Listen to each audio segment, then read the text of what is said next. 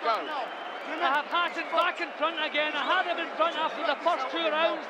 Then for me, the quality of the champion's punches got him in front, but I have Hatton 1 point off. But I wouldn't be surprised if the judges have been impressed with Hatton's aggression and they have it further. There's my scorecard there.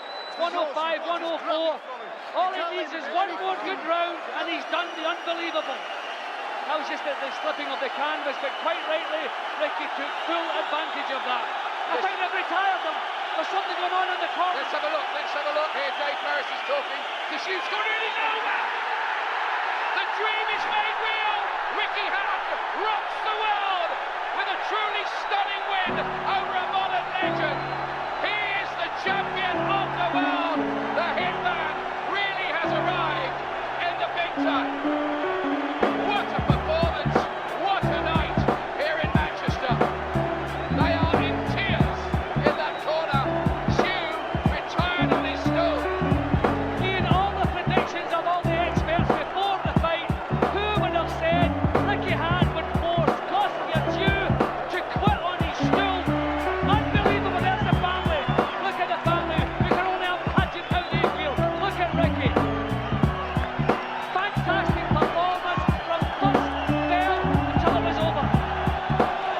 Absolute bedlam around this arena.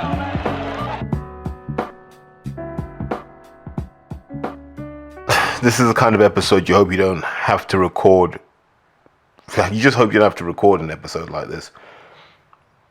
Because it's tough. And I think it's tough for everyone listening to this. It's tough to record. Because it shakes you up. So, look, just for context. I wanted to swerve the Canelo Crawford things. I don't stay up late anymore. Because it messes you up for work the week after, and there's just too much going on right now. So I went to bed and I said, right, I'm going to wake up at about 8 in the morning. I'm going to watch the fight, make some notes, make sure I'm ready to pod. I thought I was going to record a Canelo Crawford pod today. And so as I'm watching it, I'm making notes. I'm like, okay, cool. And I'm eating a lot of humble pie. Let's be very clear about this. Messages start to filter. Ricky Hatton's dead. And you're like, huh? And so I'm like, I'll wait till it's confirmed. That's me. I'll wait till it's confirmed. Because if I go out with this and I'm wrong, oh my God. So I didn't want to be the first one and then be horribly wrong. So I'm like, let's see. And I'm there trying to dig, and you're messaging, and like people in the Northwest are like, yeah, it's true. And some are alleging suicide, but we'll wait to see what's confirmed. And then we started to get information from GMP, Greater Manchester Police, who were then saying, yeah, there is, we've cordoned off, there's a scene, we're not treating it suspicious. And then you're saying, well, why have you cordoned it off if it's not suspicious? What are you investigating if it's not suspicious? And that's when you start to think maybe what I was hearing earlier was correct. And it's heartbreaking because that's when the sport clicks into gear. So what happens, just the audience understand. So if you're plugged into the boxing universe, you will get hit by messages about stuff. Now, when you get hit by people in different circles telling you the same thing, you kind of tend to believe it's true. Because sometimes you'll hear something from a group of people that have an agenda to push, and you're like, nah, I'll wait to see how it develops. So anyway, so I've got that, and I've spent most of the remaining hours reflecting and going, how do you describe someone like Ricky Hatton? Because if you think about boxing, from the start of this new millennium, it was really Ricky and David Haye that were our flag bearers. Ricky from that kind of, he's one of us. He's one of us. We'll follow him wherever he goes. And David from that, I don't want to say superstar, but he had that air of superstardom about him. Right? Now, I think equally on both sides they were impactful. In different ways, but equally impactful. But Ricky's out the blocks first, right? Because obviously he's older, so Ricky's out the blocks first. And, we could talk about his early life where he, born in Stockport, grew up in a pub, went to school in Hattersley. I've never been to Hattersley, but I went to university with people who are from around that area. Do you know what I mean? So, that kind of Hyde area. So that area is not unfamiliar to me. So I understand some of the people from there. And it is, where he's from is as working class as you like. If you watch Shameless, you get what I mean. Salt of the earth people. And they take pride in being that way. And so, in a boxing context, Ricky Hatton has a gym in the basement of his parents' pub. He's grafting for his parents. I mean, I think they're just measuring and cutting carpets. But he's practicing his boxing. And if you've ever been on YouTube and watched Ricky Hatton, he always seems to be more mature than his years. And so he was able to win schoolboy title after schoolboy title. And I think there was one fight, and this is probably what turned him against the whole boxing system, where he might box in like the Junior Olympics. I can't even remember now. Something like the Junior Olympics, or like our equivalent of that. And he got jobbed, right? Because I think you needed like either all the judges to be in your favor to win, or some of the judges, but enough of a points difference that it couldn't be closed down. And this is kind of in the weird scoring era. Like, if you're not from that era, just don't worry about it. So at that point, Hatton turns over. And people assume that he just started doing stadium fights. Nope, he grafted. His first show was at Widnes, and I think it might have been a co-pro between Frank Warren and Stephen Vaughan Sr., who also passed away recently. So rest in peace, Stephen Vaughan Sr., who was a legendary character in the Northwest as well. And obviously he's got his son, Stephen, who's got his hands in boxing. Danny as well, who's got his hands in boxing. So, I mean, quite a sad time in terms of the Northwest and some of their boxing icons. So that was his first show. Widnes Leisure Centre. And you've got Mark Prince on there, you've got Robin Reed on there. I mean, like stalwarts, Tony Booth on there, proper British boxing stalwarts, Michael Gomez, etc. And so Ricky didn't have the kind of big fanfare we're seeing now with people making their pro debuts. It was leisure centres. And occasionally, like he'd get an opportunity to fight on like a Naz card, right? Because obviously that's how you do it. If you've got Naz as a fighter and you try to stick Ricky Hatton on there to get him some international experience. So I think he went out to New York when Naz fought Kevin Kelly. But the whole point was Ricky Hatton would do his apprenticeship. And we don't see enough of that anymore. But this is when the Ricky Hatton thing starts to build it. I always think it helps to have access to a pub because you're going to get people who buy tickets. And Ricky was always a ticket seller. Hence him always being rewarded. So you sum up the first couple of years of Ricky Hatton's career as that kind of mix of fighting on small hall shows where you get a higher profile, fighting on the undercard of big events. I think he fought on Carl Thompson versus Chris Eubank, and then fighting on those kind of international cards where Prince Naseem would fight Wayne McCulloch, for example. So he had that mix because people knew you had something special in Ricky Hatton and they were building him right. And then I think, when would he have won the British? Because I remember this. It's about 2000. I think he fought John Thaxton. If I'm wrong on this, feel free to correct me. I think he fought John Thaxton at Wembley because I remember seeing that fight. And that was kind of when it was like, okay, this Ricky Hatton guy is Ricky Hatton.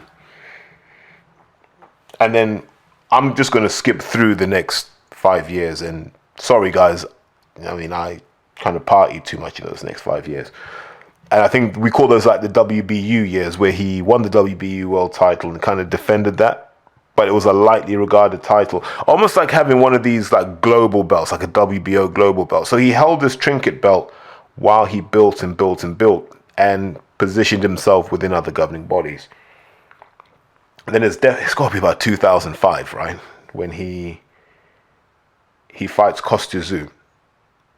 And we've got to talk about this fight because it's very easy to be revisionist about Kostya Tszyu. Yes, it was 4 years since Kostya Tszyu had stopped Zab Judah, and if you haven't seen that stuff, it's worth a YouTube moment.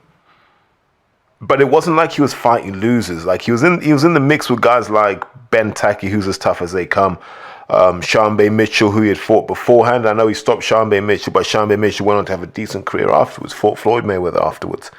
So Costa Tszyu, being the IBF champ at the time at Super Light, it was the perfect fight at the perfect time for Ricky Hatton, because Ricky had like a 4-year run of just selling out the MEN arena, because Manchester knew that they potentially had someone special, and people like, we want to be part of this. He's one of our own. Because if you think about it, Manchester had the Stone Roses, it had the Happy Mondays, it had the Hacienda, it had Manchester United, but round about this time, this is when Mourinho's Chelsea was kind of popping, and people realised United weren't guaranteed the Premier League anymore. But Ricky Hatton brought that kind of, we still got something here. We're still Manx. And we don't talk about this enough.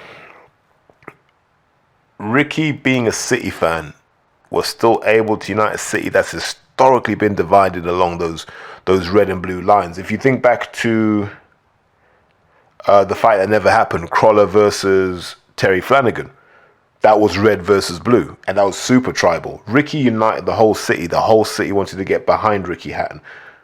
And we've seen it before, but we didn't get to see. Think about the things that didn't used to happen before.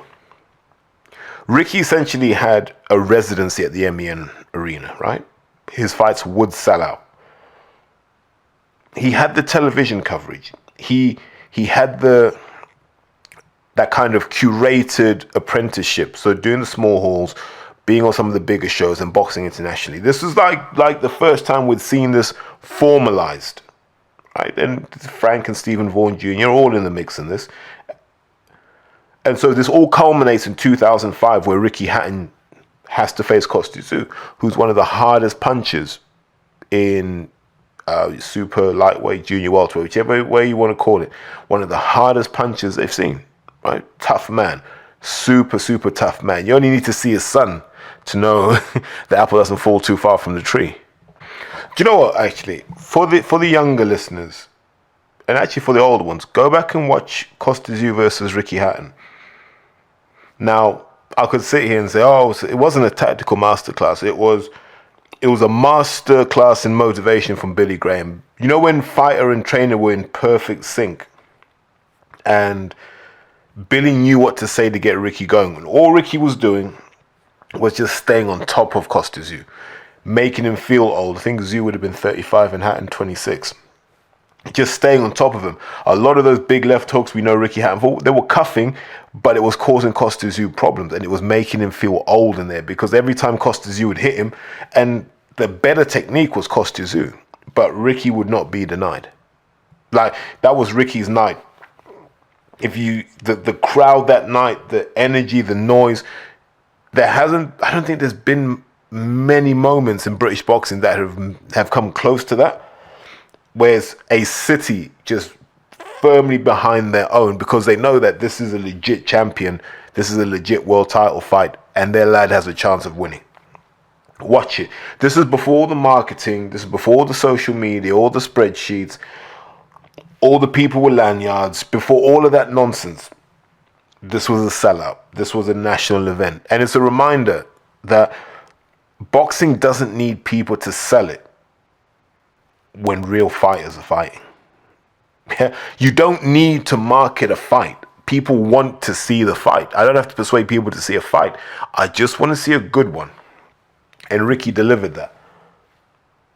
And if you really want to know what an energy releases from like 18,000 people, just go and watch the end of round 11 when Costa Tszyu doesn't get up. Because they don't show the moment, right? In the commentary, they don't show the moment. You just hear the crowd. And the crowd are like, what's going on? Because it feels like this is longer than a minute. And you can hear the crowd going, what's going on? And it's like, oh, is he coming out? Is he not coming out? And then when the ref goes, nah, it's done. You don't even see it. You just hear the crowd going mad. And I'll always say, if you could crystallize Ricky Hatton's career and say, what does Ricky Hatton mean to Manchester? I think, maybe the Northwest, I think people point to that moment. It's not that his career didn't get any better. It's just that was the moment one of their own had climbed the mountain against a legit world champion. Ricky Hatton did that. But he'd built it through that kind of MEN residency that he had over the years. He built it by delivering entertainment, blood and guts. I think someone described it perfectly. They said he fought the way the people on his estate would have wanted him to fight. And that's saying something. How many people have a fighting style that represents their area, that represents their city? Ricky Hatton had that. There were other guys on the scene like Michael Gomez, etc. They were all around too. But it was Ricky Hatton. Where they pointed and going, they pointed and they went, that's one of us. He's one of us. When I see Ricky Hatton, I see my brother, I see my cousin, I see the guy I go to work with. I see everything in Ricky Hatton because he's one of us. He just gets to fight in front of 20,000 people with the love of a city behind him. And so that point sort of marked the catalyst of Ricky Hatton's kind of world level journey, right? And that's when we saw there'll be UK fights.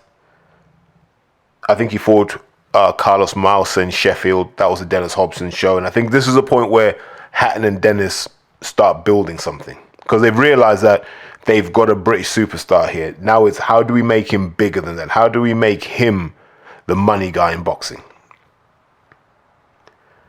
And then if you remember, they took him to America to fight Luis Collazo.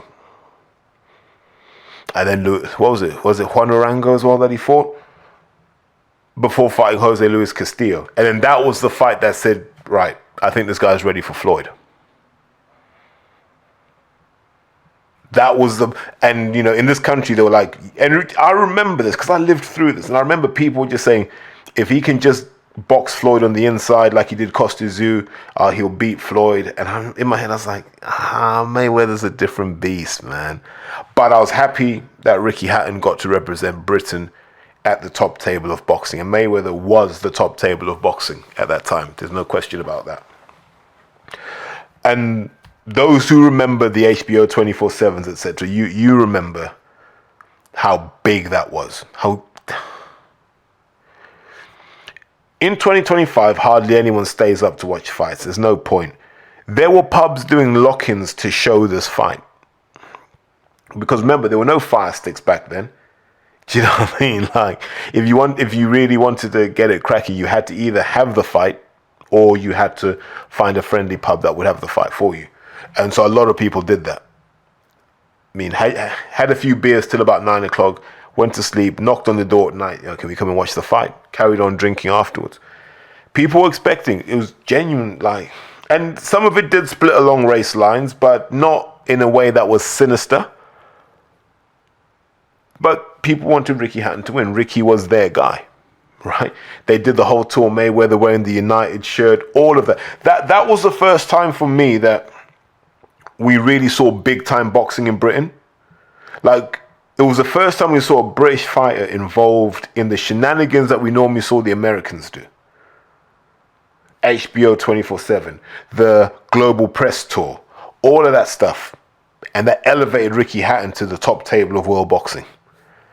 Now in the fight, he realized there are levels to it. And I don't think it's any shame on Ricky Hatton, by the way. You jumped in the ring with maybe the greatest fighter of all time.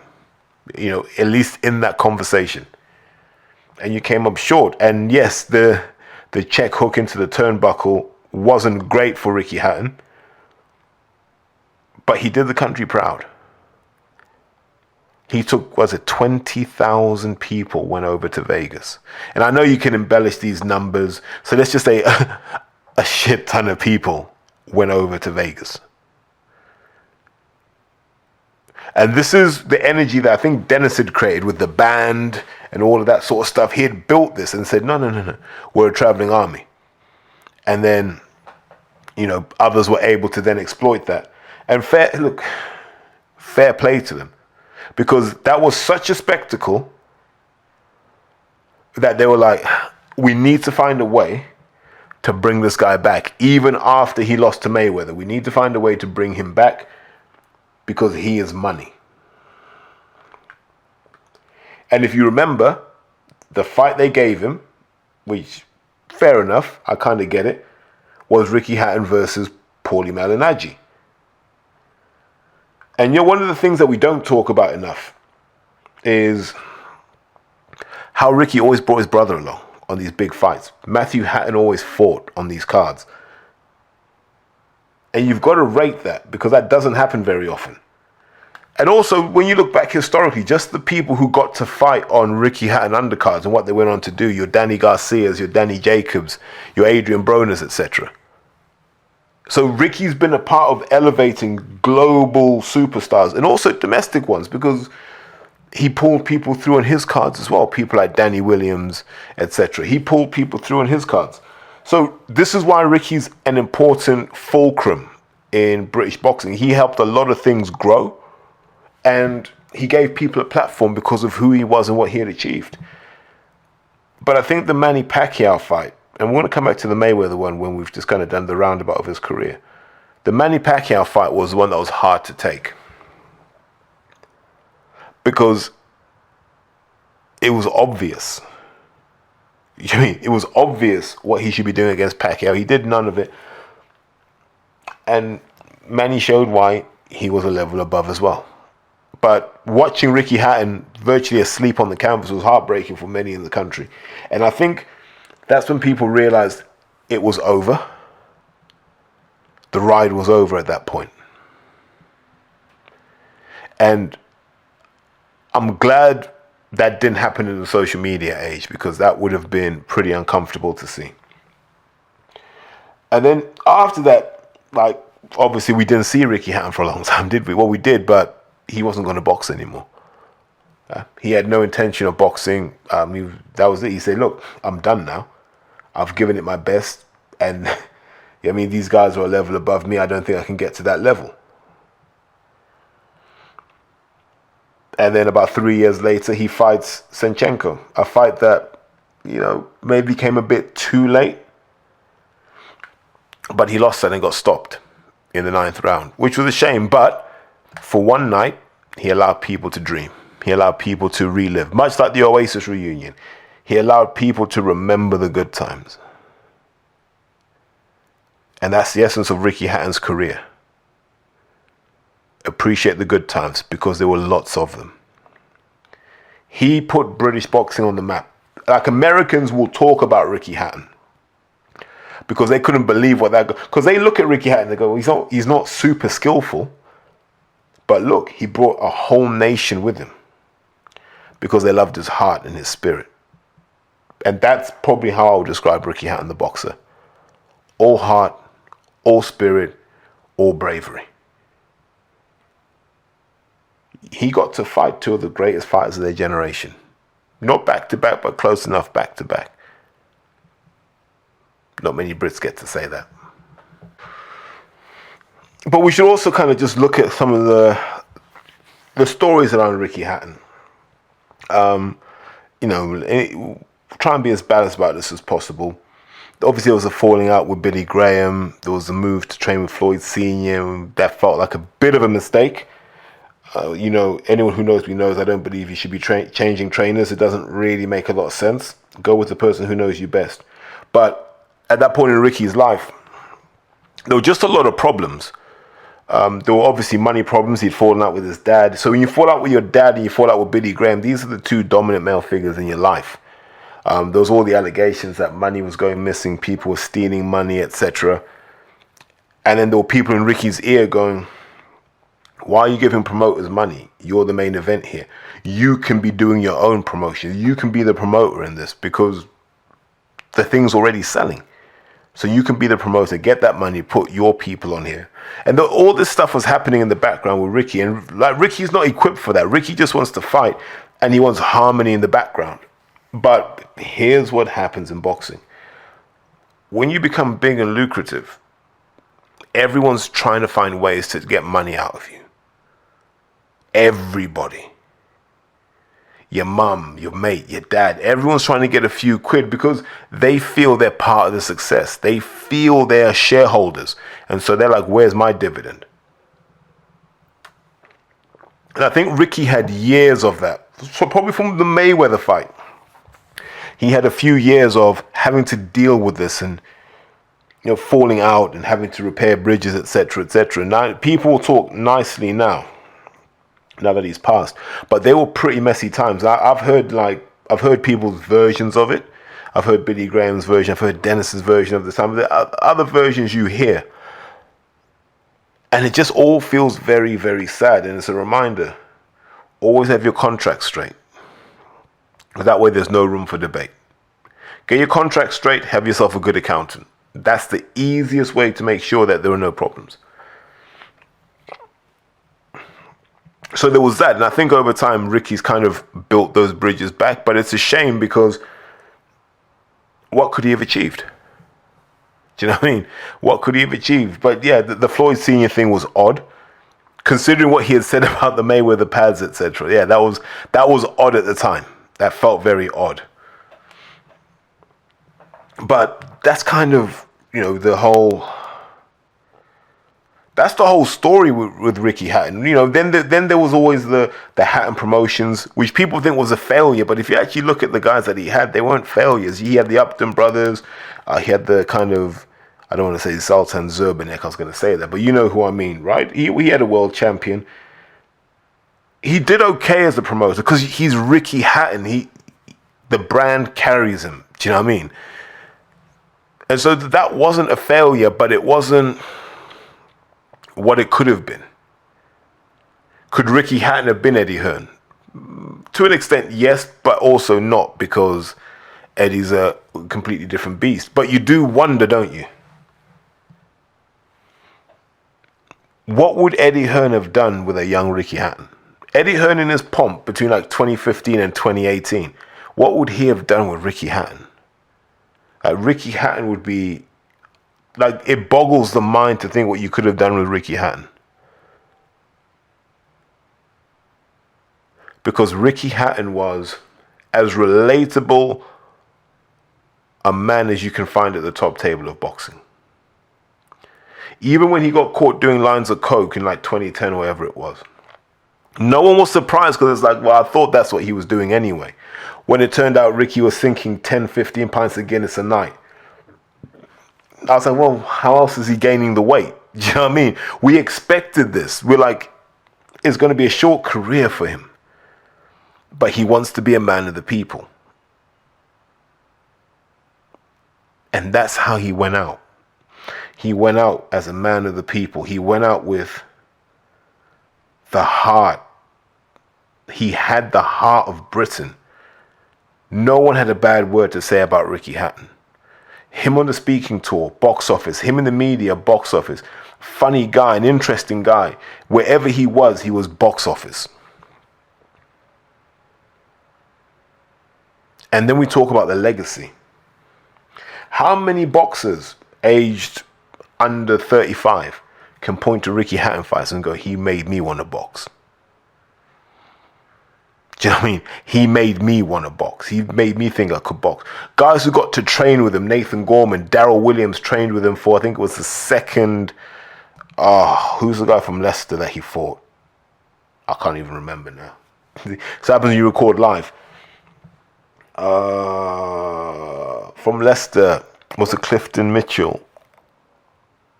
Someone's going to tell me. So, but you know the guy, yeah, Mickey Elliott put them together. And what was really strange was we thought he'd get Darryl fighting like he used to fight. And he did the exact opposite. And you're like, what's going on here? So, Ricky was a paradox, but he's a national hero. Ricky Hatton is a working class hero. If he had been born 500 years ago, we'd be talking myths and legends about Ricky Hatton. Let's never forget that. That he was found in his house dead, and the suspicion is that it's suicide, is so heartbreaking. Because we love Ricky, and we had love to give Ricky. You know, he made his comeback and people went, we get why you're doing it. I understood why he had to come back. And you've heard me say this so many times on this podcast. If all you know is fighting, it feels cruel to take that away from you. And I know people say it's for your own health and safety. There are ways we can scale boxing back so these guys can still do it. When you're that good at something, it feels criminal to take it away from you. And so I was okay with Ricky coming back and having another exhibition or doing whatever he was going to do, because the beast is still in him. That beast is still in him. And the thing is, we've all got something like that in us that the world tells us we've got to park away because we're too old. But we still love doing it. But you're told you're too old. But if there's a way to do it and not be old, why not? It's heartbreaking to find out that Ricky Hatton was found in his house on Bowacre Lane, whatever it is. The man died 3 miles from where he grew up. All the money in the world, all the fame in the world, and he was found 3 miles from where he grew up. What tells you he's a man of the people more than that? The road he lived on was nice. It's not the Weybridge estate where, not the Weybridge estate, what am I talking about? It's not the Wentworth estate where Prince Nassim lives. Do you know what I mean? It's not St. George's Hill where Andy Murray lives.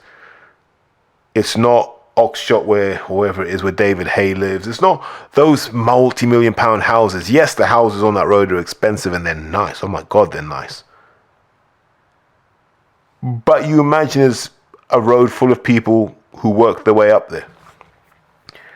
And he's just a 6-7 minute drive from where he grew up. How many videos have you seen on social media of Ricky just being a normal guy?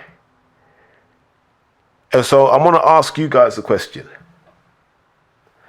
Is being a man of the people a palace or a prison? Because if you look at Ricky Hatton in Manchester, he's a legend. He's a hero. You could easily put a statue up to Ricky Hatton and there'd be no opposition. He's a man that represents the city. But that comes with pressure. You have to be Ricky Hatton. You have to be on the sniff. You have to be on the booze. You've got to be involved in boxing. You've got to be visible. And even when you're visible, you've got to make your time. You can never be too big for your boots. You can never be too arrogant. You're always in that box. Now, is that palace or prison? The love of the people is amazing. But sometimes the price you pay for that love may make it uneconomic. I can't tell you what goes through the mind of Ricky Hatton. I don't know what goes through the mind of Ricky Hatton. But I know what happens when you cross 40. They take away so many of your chances to win at life. You've got bills, you've got responsibility, you've got a reputation, you've got an identity. People want you to be the guy you were 20 years ago. Your family want you to be someone safe they can control and influence. Everyone wants you to be nearby so they can just come to you with their problems. And maybe sometimes the best thing to do is to be away from it all and see who's going to make the effort to come to you. But maybe if Ricky had done that, he'd have realized that actually the love came because you were convenient. And if you'd moved away, they would have looked at you differently. And could he have coped with that? I don't know. But I do wonder if that kind of fame and love is a prison or a palace. Are you trapped by it? Or is it the reward for everything you put in? I don't know. What's strange is we haven't seen another Ricky Hatton. I know they tried it with his son, and we don't talk about how Ricky Hatton must have felt. His son was so unfairly judged because of him, and he would have felt some guilt towards that because he was an involved father from what people are saying. I know that him and the mum weren't together, but he was an involved father. And you can tell because his kid looks a lot like him. But Campbell wasn't up to the level. And he got absolutely hosed on social media. And that would have hurt Ricky. That would have hurt Ricky. Because he'd have felt guilty.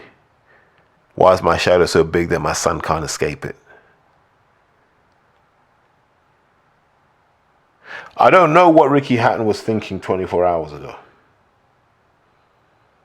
But I wish someone had got to him and said, mate, you're a British boxing great. You have so much you can give the sport. You have so much you can still achieve. You don't need to be in Manchester for Manchester to still love you. Go and be happy doing whatever it is you want to do, Ricky. With Ricky Hatton, it always felt like he was Manchester's Maradona. You know how Argentinians will forgive Diego anything because he is one of them. He embodies what Argentinian identity is wherever he goes. Win at all costs. Yeah, win at all costs. Beat the English. Have a good time doing it. I think Ricky Hatton was that to Manchester.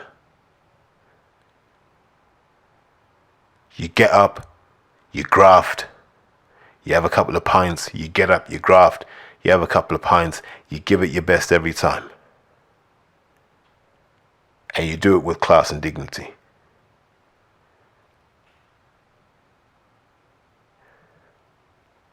And I think that's how we will remember Ricky Hatton. Some people will mention Junior Witter and the fact that, you know, he never gave Junior Witter a payday. That's a conversation for another time. We've lost Ricky Hatton. Manchester's lost one of its sporting icons way too soon. I say this to everybody. Whatever it is you're going through, it's not worth ending your life. Because somewhere in your phone book, somewhere in your email inbox, address book, whatever, somewhere on social media is somebody that can help you take the first step towards the life you want. You just have to have the courage to do that. And I'm making it sound easier than it is, but nothing worth having is easy. Look, Ricky had the house, the car, the love, and he still stumbled and fell. He still battled depression. And I do wonder, is that part of the price you pay for being good at boxing? Is there no balanced way to walk away from the sport? Because sometimes it feels that way. It feels like you've got to be slightly loopy to get into the gym in the first place. Then you've got to be even more loopy to want to get hit in the head. Then to be even more loopy to say, I want to do this for a living. You've kind of narrowed yourself into the smallest possible niche. And then one day, boom, it's gone. MEN fights are happening, your name's not on there anymore. In some cases, ex-boxers walk through arenas and no one recognizes them. No one pats them on the back and says, mate, I used to watch you growing up. And so these guys walk around going, I can't believe I'm at a boxing venue and no one knows who I am. And you go home and go, what was it all for? Maybe Ricky Hatton went through that, I don't know. I'm just telling everyone, life is hard, man. Life is hard. If you're a man, life is super hard. You're not allowed to have a backward step. You're not allowed to have an off day. You're supposed to produce and deliver every day. As soon as people look at you, they expect answers. They expect progress. And that's the pressure you carry every day. And God forbid you lose your job. God forbid you lose your house and go, I've got to start all over again. And everyone's looking at you like, what happened? Tell me. And you don't want to. You just want to hide until you can fix your shit again. But like I said, I don't know what's going through Ricky Hatton's mind, but I do know that when you get to this age, it's hard. And it's also hard to work out who can help because you spent your whole life helping everybody else in your life. Everyone in your phone book you've had to help. And there's no one in there that can help you. That must be the loneliest feeling to have as a human being, is to realize in your moment of need, nobody in your address book is capable of helping you. That must be such a lonely place, such a frightening place, and such a heartbreaking place. So I say, don't suffer in silence. Always look for someone to help you. But also be prepared to help yourself. That's what boxing teaches everybody. You have to do everything. You can be guided and supported by people, but you've got to do it. And for a long time, Ricky Hatton did it. The tragedy is we'll never get to see Ricky Hatton do it again.